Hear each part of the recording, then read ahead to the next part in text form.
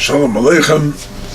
Welcome back to Breast of Campus, Parsha of the week. This week is Parsha's Vayikra. Last week we made a chazak. We finished Parsha's Likutey, the Sefer, the book of Shmos. This week we start Vayikra. Vayikra is an amazing Parsha. You look at it and you wonder what it's all about. Sacrifices. Take animals and sacrifice them in the temple. Wow. How thrilling. Can you imagine all the bloodshed that goes on, all the blood that's flying all over the temple floor? When you take a look at all they slaughter this animal and that animal and an ox and a sheep and a goat and they have the birds that they, whatever. And you wonder what it's all about. And Rebbe Nachman has a lesson 25 in Likutey Moharan where he speaks about the sacrifices. He explains and he compares the mind of a human being to the temple. The temple where God could reside is really in the person's mind. That's called the Beit Hamikdash, the Daat. Rabbi Nachman there explains that there are three levels in intellects. One is called chokhmah, wisdom, things that we just know. There's a tremendous amount. You have no idea how much the human being really knows. And it's innate. The color green, to tell us we can go through the light, the intersection. The color red, we stop. These things are ingrained in us as children. We just pick up these bits of information. That's chokhmah. And things that we know that help guide us and direct us through our lives. That's chokhmah. There is something called bina. Bina is the understanding of what to do with the wisdom that we have. There's chokhmah, bina, and daas. Chokhmah, we explained, it's the bits of wisdom that we carry with us. Billions, millions, billions of different pieces of information. Bina is the ability to take that information and use it wisely. Like a color red. You learn to stop at a red light. The color green, I can proceed, and so on. You understand what to do with the wisdom that, so I have colors in my head, and what do I do with them? But Bina is the wisdom to do what I have to do. But then there's Das, that's the practical application of everything that I do. That means I actually do stop at a red light, or I do proceed at the green light. So the main thing is the Das. You know, I have a lot of wisdom, I can understand a lot of things, but if I don't put it to use, then of what avail is that Das? Das is the Beit Hamikdash. This is a Gemara in Brachos. The Gemara says, whoever has Daat, knowledge, it's as if the temple was built in his days. Because it says, Hashem Mikdash, Hashem Konenu Yodecha. It's in the Oz Yoshir that we say every morning, Exodus 15. The word Mikdash is placed between two names of Hashem. So the Mikdash is a sanctuary for Hashem. Das also appears in the verse, Ki Kel Deos Hashem. There's Kel, which is the name of Hashem, God, the strong, the powerful one, and the merciful one, and Hashem. And Dea is put right in the middle. So the Talmud compares the Beit Hamikdash to Das, telling us that if a person has Das, in other words, he knows what to do, he can have practical application of his knowledge during his life, he can do what he has to do. That is already considered like you have a temple. Alright? The temple, as we learn in this week's Parsha Vayikra, has to do with sacrifices. Right? You take an ola, a burnt offering, you take a peace offering, there's a sin offering, there's a lot of different offerings, there's a mincha.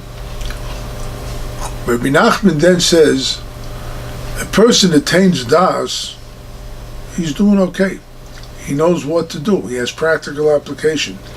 Most of us, though, this is the problem, have what we call an imagination.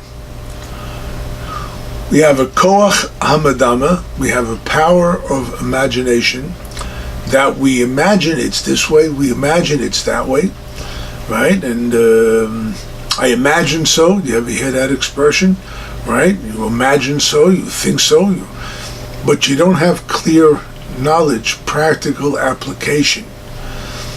The problem with us during life is that we succumb to the imagination, and the imagination can run wild. Especially today, we have the media, we have the internet, we have Hollywood, we have television, radio, right? And you have all these things that try to get you to use your imagination, which is great. You have an imagination. I mean, Jules Verne had an imagination that you could journey 20,000 leagues under the sea. But that was in the 1800s, before they even thought of a submarine. But it's imagination that led to a submarine. And you have a lot of other ways, a lot of other things that people could imagine. Thomas Edison, a great inventor, right? He imagined that this could work, and he worked on it. He said, I may have had 10,000 failures, but I don't look at them. I look at the one success, right? So the imagination is an incredible fuel, right? Rebbe Nachman explains the imagination as the highest point of the physical world. Yet, when it comes to spirituality, it's absolutely the lowest point, right? Why is that? You can think about a subject, you can think about an objective that you have, and you can try to get it, you can strive for it. You want to take a vacation in the Caribbean. Okay. You want to tour around the world, take a trip around the world, a cruise, whatever.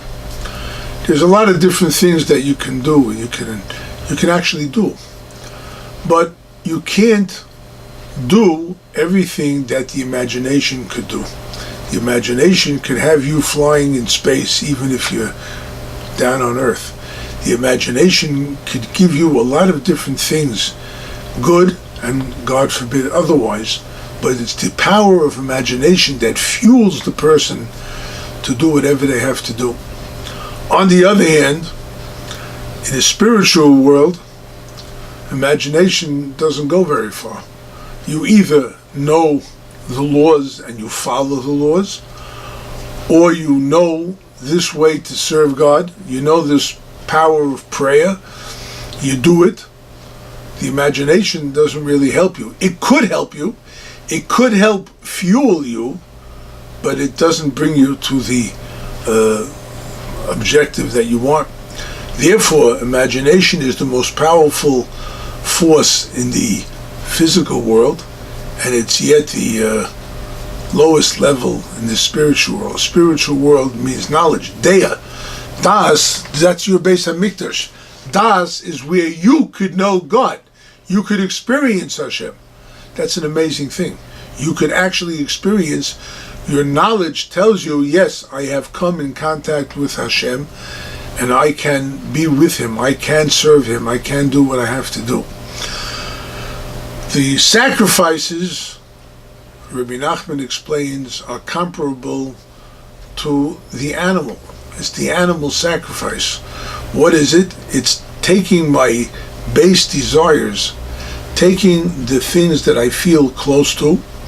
I have an urge to eat this, I have an urge to do something that's not very moral, or as the saying goes, anything I want in life is either fattening, immoral, right? Those are the things that I really want in life, right? Or it's illegal. One of those things is what really, those are the things that I lust for. Those are the things that I desire. That's my imagination. That is the power of imagination. And Rebbe Nachman is teaching us that we have to now take our strengths, our powers, of imagination, channel it into das, or take the other way around. Take the Chochmah, Bina, and Das that we have, build our temples, and therefore subdue the animalistic feeling that we have. That is what the Parsha is teaching us. There are sacrifices. As a burnt offering, I'm giving everything to God. There's a peace offering. Okay, I want to have peace with my fellow man and whatnot. And there's an acknowledgement of sin.